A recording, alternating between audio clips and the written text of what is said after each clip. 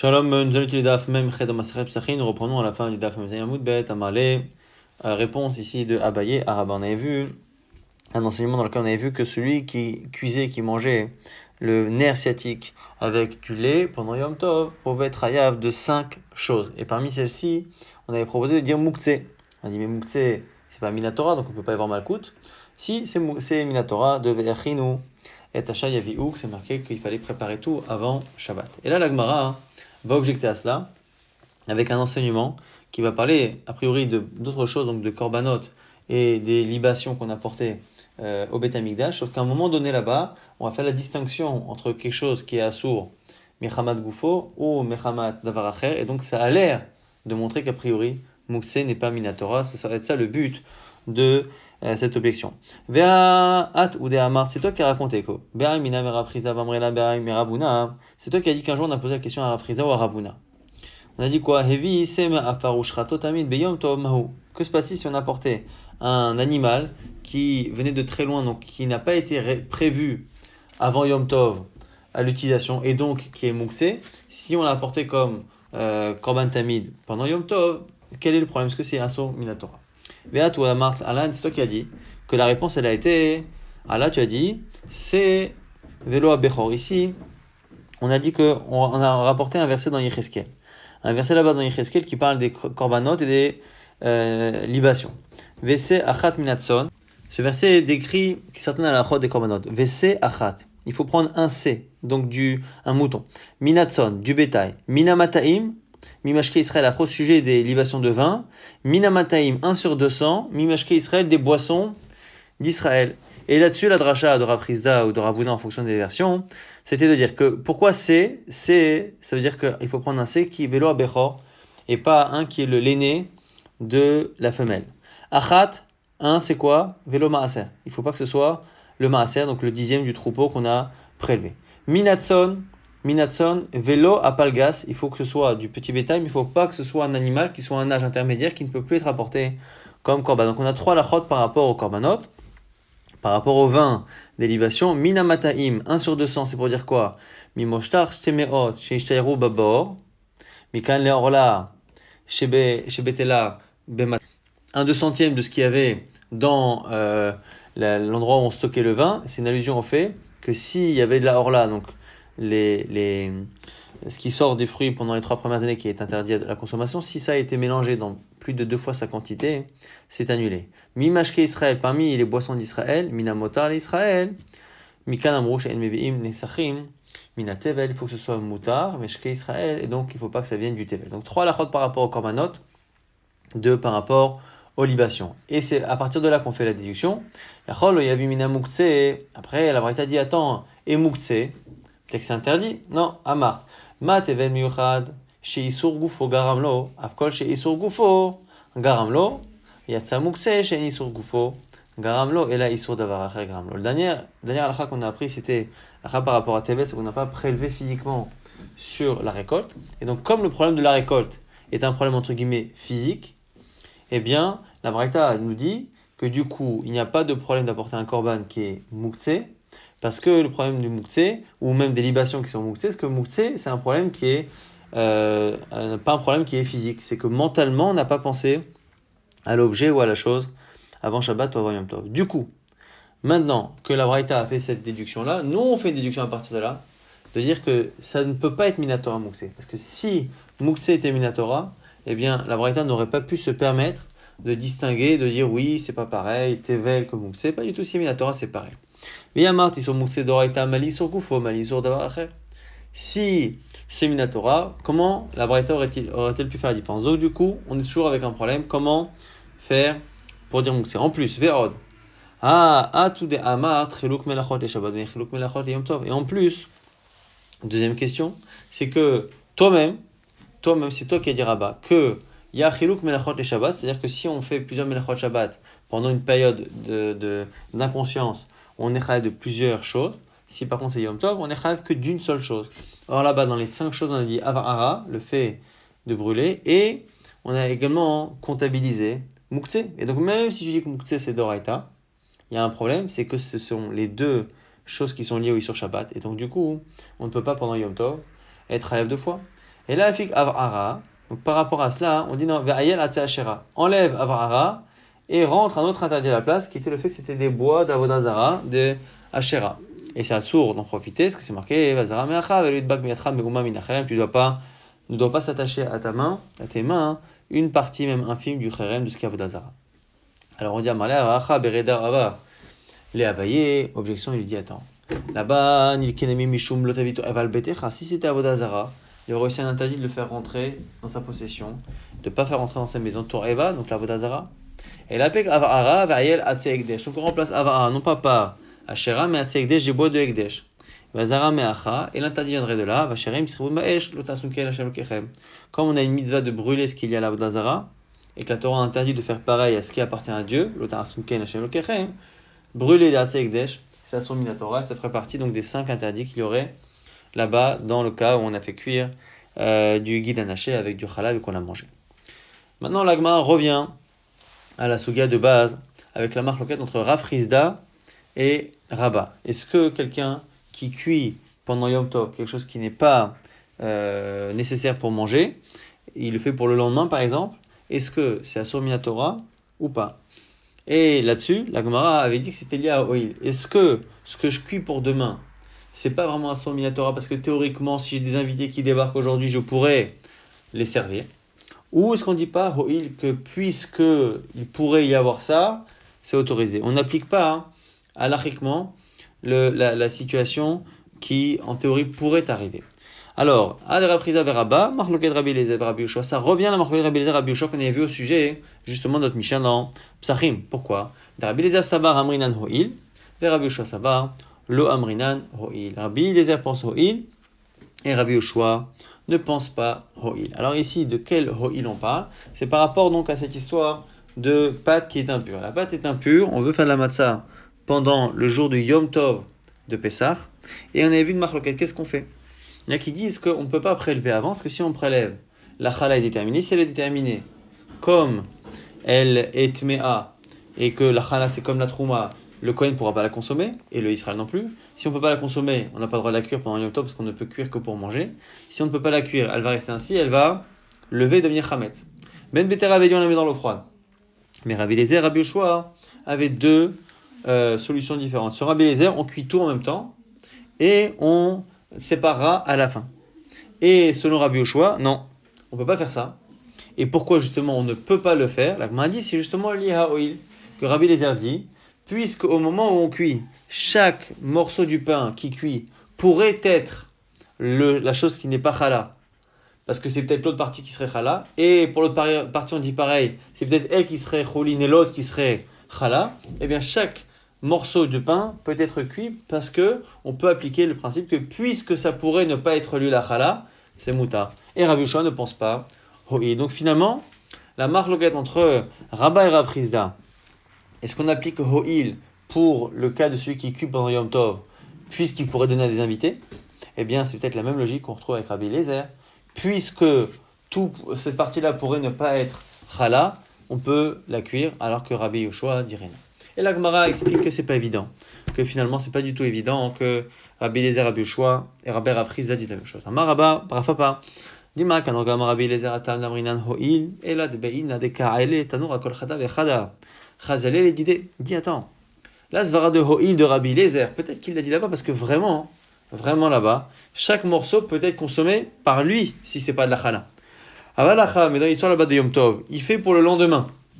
Le ochin ou dechazé, les idées ou le chazé. Au final, c'est pour des invités, mais des invités qui peut-être n'existent pas du tout. Mais pour lui-même, en tout cas, c'est non. Et Machinami Lorenahil, peut-être qu'il n'acceptera pas d'utiliser la logique de Hoïl. Et Amarav Shisha, Beret de Ravidi, Vedin Malohi. Et peut-être que même dans l'autre sens, c'est-à-dire, Kanok Amarav Yoshua Hatam de la Mrinan Hoïl, et la Deka Chadad lo Chazale les Didé, Velola Ochin. Peut-être que Rabbi Yoshua est Mahmir dans Psachim, pourquoi? Parce que là-bas, comme il y a une partie qui sera chala, cette partie qui sera chala ne sera consommable par personne, ni par lui, ni par même des invités. Donc c'est peut-être pour ça que là-bas on ne dit pas Ho'il, mais peut-être que même Rabbi Yoshua qui dit pas Ho'il dans Psachim, peut-être qu'il le dirait dans l'autre cas. Mais là-bas, Valacha adechazé mi'at le'ochin. Alors que dans le cas de Yom Tov, techniquement ça peut quand même être mangé, pas par lui, ni par d'autres, donc c'est mangeable. Et ma'achinami amrinan, peut-être qu'on dirait oil, donc tu vois bien que c'est pas forcément la même marloquette. En tout cas, cette histoire-là des doubles marloquettes, Amroa Rabanan, Kamei de Rabbi Yirmiyah et Rabbi Zera devant Rabbi Yirmiyah et Rabbi Zera. Rabbi Yirmiyah kibla, Rabbi Zera lo kibla. Rabbi Yirmiyah a accepté cette ashva'a, c'est-à-dire cette équivalence qu'on a trouvée entre les deux marloquettes, et Rabbi Zera n'a pas accepté. Alors, Amalé Rabbi Yirmiyah et Rabbi Zera, Mita de Kashalan, Ve'atia Kamashne. On a toujours eu pendant des années un problème pour comprendre justement quel était le sujet de la marloquette entre Rabbi Yoshua et Rabbi Eliezer. Maïpliqué Rabbi Eliezer et Rabbi Yoshua. Ashtam roi Mishme de Galwa Rabba. Belon Kabla. Maintenant, il y a un homme important. Il y a un grand chacham, Rabbi Bachama, qui donc a expliqué que finalement la raison pour laquelle Rabbi Yoshua n'accepte pas qu'on cuise tout le pain à Yom Tov de Pessah et Rabbi Eliezer accepte. On t'a expliqué que finalement ça revient à la marloquette sur Ho'il qu'on dit Rabba et Rav Chizda. Et quoi, tu vas pas accepter cette solution alors qu'elle te répond à une question que tu avais depuis des années? Amalé dit, mais que puis-je faire? Echre Kabla, comment veux-tu que j'accepte? On a une braïta, Tanina. Que dit la braïta? Amalé Rabbi Yoshua lidvarecha. Dans la braïta, on voit la suite de la discussion. Rabbi Yoshua a dit à Rabbi Eliezer qui veut tout cuire, lidvarecha re'ova mishum lota sekol melacha. Tu es en train de transgresser l'interdit de faire une melacha pendant Yom Tov, puisqu'on ne peut pas consommer une partie qui sera chala. Veshatikle, dans la braïta, on ne voit pas de réponse de Rabbi Eliezer. Et donc, à ce moment-là, Rabbi Zera explique, mais tu vois bien que c'est pas une question de Ho'il, sinon Rabbi Eliezer aurait dit, mais non, Ho'il, on peut choisir telle partie ou telle partie comme n'étant pas la chala, ça marche pour tout. Veimita, les maletama didi mishum Ho'il. Et donc, du coup, comme il n'a pas répondu ça, c'est la preuve que c'est pas ça, la raison de Rabbi Eliezer. À Marley, alors là, à ce moment-là, on répond à Rabbi Zera, dit, tu sais, c'est pas parce que dans une braïta, on n'a pas la suite de la discussion, que ça veut dire forcément que lui-même n'avait pas d'argument à donner. Parce que je vais te montrer la preuve justement qu'il y a des fois la braïta qui ne montre pas la suite de la discussion et c'est la Mishnah qui continue. Donc du coup, c'est pas forcément la preuve que c'est la fin de la discussion. Pourquoi? Had et Tanina braïta selon toi. La braïta elle a dit quoi? Amarlo le Rabbi Eliezer a dit Idvarecha re'ova mishum balira balimatse. Rabbi Eliezer a dit à Rabbi Yoshua, mais dis-moi, si tu laisses cette pâte-là, tu la sais pas. Au lieu de la cuire comme moi, tu la sais pas. Et au lieu de faire comme Ben Betera de la mettre dans l'eau, tu la gardes. On transgresse Balira et Balimatse. Mais Chatikle et Rabbi Yoshua n'a pas répondu. Alors quoi, selon toi, Achinami, Delo Adale Hamekadale Mematiti, tu vois bien qu'il n'a pas répondu dans la Braïta, il a répondu dans la Mishnah. Pourquoi? En lui disant, dites, Nan, Loze Uchamesh Uzarim Alav, Mishum Balirae, ou Balimatse. Au mec, dans notre Mishnah, Rabbi Yoshua a terminé sa discussion en disant, mais non, comme c'est la chala, ça n'appartient plus à la personne en question. Et donc, du coup, il n'y a pas Balira Balimatse. Et là, Chatikle Bebraïta. Mais dans la Bermatin, tu vois bien que ce qui a été un silence dans la Braïta est répondu dans la Mishnah. Et bien pareil, dans l'autre cas, Hanami, Imo Chatikle Bematitin va Adale Bemilta Chariti. Peut-être que ce que Rabbi Eliezer n'a pas répondu ici, Mishum Ho'il, peut-être qu'il y a une Braïta qu'on ne connaît pas, dans laquelle il répond. Donc, c'est pas une preuve. Donc, accepte l'idée que Rabbi Eliezer et Rabbi Yoshua discutent sur Ho'il comme Rabbi et Rapriza. Tanya Rabbi Omer al Rabbi Eliezer. Maintenant, on essaie de trancher. Rabbi nous dit que la est comme Rabbi Eliezer, qu'on doit cuire tout le pain. Rabbi Yitzchak Amar al et Ben Betera, que non, il faut séparer la chala et il faut la laisser tremper la chala dans l'eau froide pour pas qu'elle devienne chametz. Mais comme Shiur Issa. Maintenant, nouvelle braïta qui nous dit c'est quoi donc Shiur Issa, la quantité qu'on a le droit de cuire pendant Pessah. Trop de quantité, on a peur qu'à un moment donné, on n'arrive pas à gérer avec la cuisson et qu'on laisse une pâte devenir chametz. Rabbi Ishmael Beno Sherib Ben Beroka Omer. Bechitin cabine, deux cabines donc pour les chitin, ou beseorim shloshet cabines, et pour l'orge, 3 cabines. Rabbi Natan Omer, Mishum Rabbi Eliezer, chiluf advarim. Selon Rabbi Natan, c'est exactement l'inverse, donc c'est 3 pour l'orge et 2 pour, plutôt 3 pour le blé et 2 pour l'orge. Mais Hatanya la Gemara porte une braïta, Rabbi Ishmael Beno, Shel Rabbi Meroka Omer, Bechitin shloshet cabines, beseorim arba'a cabines.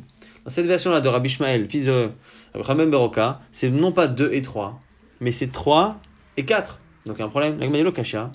Bachasichata. Bema'ayata. Ça dépend si on parle d'orge ou de blé de qualité ou pas. En fonction de la qualité du blé ou de l'orge, on peut avoir plus ou moins de farine. Et donc finalement, ici, la quantité de cave ne revient finalement au même. Donc ce qu'on a appelé 2 dans des grains de qualité, c'est l'équivalent de 3 dans des grains de mauvaise qualité. Ça donne la même farine, donc la même pâte. Amar papa shmami de là on apprend que garin chite chasichata mechite ma'aliata tfe mi de garin saare chasichata mi saare ma'aliata. Tu vois bien de cette histoire que finalement, la perte qu'il y a entre des grains d'orge de mauvaise qualité est plus grande que la perte que l'on a avec des blés de mauvaise qualité. Pourquoi? Parce qu'entre un grain de bonne qualité et de mauvaise qualité, on est passé de 2 à 3 pour le blé et de 3 à 4 pour l'orge. Et donc du coup, tu vois bien finalement qu'il y a un ratio qui est différent. Delu atam tilta ve'acha ribra. Il y a une fois où c'est un tiers qu'on rajoute, une fois c'est un quart. Donc on voit bien effectivement que pour le blé, il y a plus de pertes que pour l'orge. Amarav kaba melogna'a lepisra. Rav nous dit que pour Pessah, il faut n'utiliser qu'un cave de la région de Logna. Mais Logna'a, c'est ce cave-là qu'il faut faire. Vechen lechala, et c'est aussi la quantité pour avoir l'obligation de prélever la chala. La pâte, il faut qu'elle fasse justement un cave de Logna'a. La Gemara dit, attends, pourtant il y a une Mishnah dans chala. Ve'atnan, que chameshet revaim kemar ve'od. Chamim bechala, c'est un peu plus que 5 quarts. Donc, un cave plus un quart, un 25 et un peu plus qu'un 25, c'est ça qui est chalal de chala. Or, tu as dit que c'était un cave de Logna. Là, on a dit, mais oui, mais le cave de Logna, c'est un cave spécial. Il est un peu plus que la normale, il revient à un peu plus qu'un 25. Chika marka, va Logna anami, ha'aishuraka, et c'est la même quantité. Alors, Yosef Hanan, Neshe Didan, Nahug, le Meifa, Kfiza, les Pisra. Alfred nous dit que les femmes à Pessah avaient l'habitude d'être très mahmir, et au lieu de s'autoriser à cuire justement un peu plus que un cave, qu'un 25 ou même jusqu'à 2 comme on a vu Kavin, eh bien c'était mahmiro de peur que ça devienne chametz, de toujours préparer par petite quantité. Alors Abaye n'est pas d'accord avec cette logique-là. Il lui dit, Maman, Abaye, maïda atar. C'est quoi ta logique? La chouma, tu veux dire qu'elles sont mahmirotes, mais c'est pas une bonne chouma. Pourquoi? Parce qu'en faisant des petites quantités, c'est vrai qu'il y a moins de problèmes par rapport au chametz, moins de risques, mais comme elles font des petites pâtes, elles n'ont pas d'obligation de chala, donc du coup elles ratent une misva, chumra daté des koulaou. C'est une chouma qui finalement entraîne une koula, des kamev kalem et chala, parce que finalement elles s'empêchent de faire la misa de chala. Alors Rabbi Yosef lui dit, Amar, pas du tout des avdan qui Rabbi Lézer. Elles font comme la vie de Rabbi Lézer, de telle sorte à ce qu'elles puissent prélever. Comment? Dites-nous, c'est marqué dans une Mishnah, toujours dans chala là-bas, Rabbi Lézer Omer, Arodé noten la salle, à salle metzarfan et chala. Rabbi Lézer nous explique qu'une personne qui prend des pains et qui les met après dans un même panier, le panier associe tous les pains ensemble, et même si à la base, on a cuit séparément les pains, et à chaque fois la pâte n'avait pas la quantité pour la chala, et donc on n'a pas associé les pâtes pour avoir le chiour, en mettant les pains dans le même panier, ça les associe, et ça permet d'avoir le chiour chala. Amar Rabbi Yehuda, Amar Shmuel, Alcha ki Rabbi Lézer, et il est dit au nom de Shmuel que la halakha, elle est ainsi. Donc c'est pour ça que les femmes, pour ne pas prendre de risque par rapport à Pessah, cuisiner des petites pâtes, mais à la fin, elles mettaient dans le même panier pour pouvoir faire la misa de prélèvement de chala. Amarle, il revient, il dit, attends, veit, marala, Amar Rabbi Yoshua ben Levi, lo shanula ki karoshel bavel, shenashrot zomizo, aval ki achin, lo. Il dit, maintenant, tu sais, Rabbi Yoshua ben Levi a dit que cette idée, c'est valable qu'avec certains pains particuliers, les pains de Bavel, qui étaient ronds et plats, qu'on mettait les uns sur les autres, qui ont presque s'écrasent les uns les autres, et on a vraiment l'impression qu'ils s'emboîtent bien et que c'est un seul et même pain. Mais pour les autres pains qui sont faits un peu longs, un peu fins comme ça, eh bien, ça, même en les mettant dans le même panier, ça ne s'additionne pas. Donc du coup, elles ont perdu la misa de chala. Il lui a répondu, Rav Yosef Haït Marala, Amar Rabbi Chanina Afilou ke Achin. Lui dit non, c'est pas vrai. Rabbi Chanina a dit que quelle que soit la forme des pains, ça marche. Nouvelle Sheila, Ba'er Rabbi Ami à Tavla, Sheila, les vis-vezines. Lorsque l'on met des pains sur une surface plane, mais qui n'est pas comme ça, qui n'est pas vraiment des grands rebords. Est-ce que, en les mettant sur la même surface, on estime que ça s'additionne, ou est-ce qu'il faut vraiment qu'il y ait un rebord et que ce soit presque fermé? Tor keli beinan ve'aleika, odima avir keli beinan ve'aika. Est-ce qu'il faut vraiment que ce soit à l'intérieur d'un ustensile, ou il suffit que ce soit dessus? Et la Gemara dit, Teikou, il n'y a pas de réponse à cela. Nouvelle braïta Tanya, Rabbi Eliezer Omer, Asal Metzarfan, Rabbi Yoshua Omer, Tano Metzarfan. Selon Rabbi Eliezer, on peut additionner les pâtes quand on les met dans le même panier. Selon Rabbi Yoshua, il faut que ce soit dans le même four, au même moment. Donc c'est c'est le four qui les associe. Rabbi Shimon ben Gamliel Omer, Kikarot Shel Bavel, Shenosh Rozomizo, et c'est là que Rashbag nous dit que c'est que les kikarot de Bavel qui justement s'additionnent quand on les met ensemble dans le panier. Nouvelle Mishnah. Rabban Gamliel Omer, Shalosh Nashim Lashot Ke'achat. 3 femmes ont le droit de pétrir de la pâte en même temps, Ve'ofot Betanur Echad, et de cuire dans le même four. Zo achar zo, l'une après l'autre. Chachamim Omrim, Shalosh Nashim Oskot Bebatsek Ke'achat. Et Chachamim préfère dire que au lieu que chacune pétrisse et qu'après elle cuise l'une après l'autre, et on a peur que la troisième se retrouve à avoir une pâte qui a levé, qui est devenu chametz. Il dit non, les trois travaillent la même pâte, mais comment? Achat lacha, il y en a une qui pétrit la pâte, va'achat orechet, et l'autre, elle fait les formes, va'achat ofa, et l'autre cuit. Donc on fait tout en décalé. Rabbi Akiva termine, Rabbi Akiva Omer, lo kol anashim velo kol atim velo kol atnorim shavim. Il dit attention, il n'y a pas de règle absolue, ça dépend des femmes et de leur rapidité. Ça dépend du bois qui est plus ou moins humide. Ça dépend aussi du four et de la chaleur du four, comment il peut rapidement cuire et empêcher la pâte de devenir chametz. Et on termine avec un klal, zaklal, tafar, tiltosh betsonen. Si la pâte commence à gonfler, il faut la mettre dans l'eau froide pour qu'elle arrête justement de devenir chametz. On a une braïta qui explique bien comment faire en décalé. Tanoura banan, l'achat, hi mekatefet. Celle qui a pétri, juste après, elle commence à faire les formes. Pendant qu'elle fait les formes, donc sur la table, sur le plan de travail, l'autre, chaverta l'achat tartea, la deuxième se met à pétrir sa pâte. Et mekatefet et iofa, et quand la première a fini de pétrir sa pâte, eh bien la première se met à cuire, celle qui est en train de faire les formes se met à cuire, et celle qui venait de pétrir, chaverta mekatefet, elle se met à faire les formes. Tartea vachishit l'achat, et à ce moment-là, ça laisse la place pour la première pour pétrir dans le pétrin. Ofa, hilacha, vechule, vechaverta, ofa, tartea vachishit mekatefet, vechoseret, chalila, et c'est comme ça qu'on fait en sorte justement que personne n'ait besoin d'attendre finalement que l'endroit où on pétrit, l'endroit où on fait les formes et l'endroit où on cuit donc le four soit à chaque fois disponible pour une. Kol zman she'oskol babatsek eno bayidichimut, on est principe qu'à chaque fois qu'on travaille la pâte, tant qu'on travaille la pâte, il n'y a pas de chametz. Rabbi Akiva Omer, lo kol anashim, Rabbi Akiva a dit que ça dépendait aussi des femmes, des fours et des bois.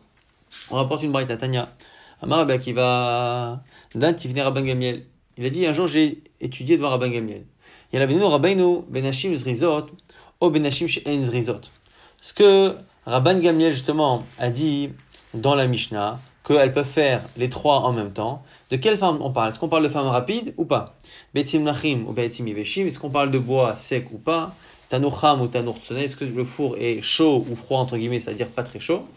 Amali m'a répondu en echad amaché shanu chachamim ze aklal tafar tiltosh betsonen. Lui a dit écoute, quoi qu'il arrive, la question elle n'est pas là. Ce qu'il faut faire, c'est à un moment donné, si on voit que la pâte commence à lever, on la met dans l'eau froide. Zéo. Maintenant la Mishnah enchaîne avec des pâtes qui ont commencé un peu à avoir des signes de chimout. Siour, c'est le premier stade où ça commence à ressembler un peu à du chametz. Et bien dans ce cas-là, il s'arrête, il faut la brûler. Va orlo pato, mais celui qui mange, il ne reçoit pas malkout parce que c'est pas vraiment minatora du chametz. Sidouk, c'est quand il commence à avoir des fentes un peu plus importantes. À ce moment-là, il faudra le brûler comme du chametz. Il s'arrête, va orlo chav karet. Et celui qui mange est chav karet, vraiment, comme quelqu'un qui a mangé du chametz gamor. Maintenant, on essaie de définir. Ezeu si'or, kekarne hagavim. Quand on a des fentes qui sont comme les carnets hagavim, comme les antennes de sauterelles. Sidouk, chez arvus dakim zebazé, c'est lorsqu'il y a tellement de fentes qu'elles s'emboîtent, elles se mélangent les unes avec les autres. Ça, c'est d'ivré Rabbi Yehuda, que finalement, c'est carnet hagavim et les dakim chez arvus zebazé. Ça, c'est dire Rabbi Yehuda, les deux qu'on a dit, c'est déjà trop tard. Alors, l'ochav karet, c'est déjà un problème ici de sidouk. Siour, c'est moins. Veze au siour, kosh irsif ou panav, ki adam, chez amdou, sarotav, c'est lorsque la pâte commence à blanchir, comme quelqu'un qui finalement a eu très peur et que du coup ses cheveux se sont hérissés, et bien du coup quelqu'un qui blanchit comme ça, c'est ça. Ce qu'on appelle siour, mais s'il commence à avoir des fentes, à ce moment-là, c'est finalement un problème selon Chachamim. Maintenant, on rapporte une braïta ressemblante. Tano Rabanan, on verra que ce qui a été dit au nom de Rabbi Yehuda est dit au nom de Rabbi Meir. Eze aussi au kosh ersifu panav, Adam sha'omdo sorotav, ça c'est donc siour, et on donne la deuxième quantité qu'on a vue selon Chachamim, donc c'est ce qu'on appelle ici siour. Sidouk, kekarne chagavim. Et sidouk, c'est comme les antennes des chagavim, donc des sauterelles. Je corrige ce que vient de dire. La vie ici qu'on a cité de Rabbi Meir correspond plutôt à chachamim dans la Mishnah. Maintenant, on cite chachamim, qui eux correspondent à Rabbi Yehuda. Chachamim omrim, ezeu siur, kane chagavim, sidouk, shin avu, zdakim zebazé. C'est donc les premiers shiur, c'est les antennes des chagavim.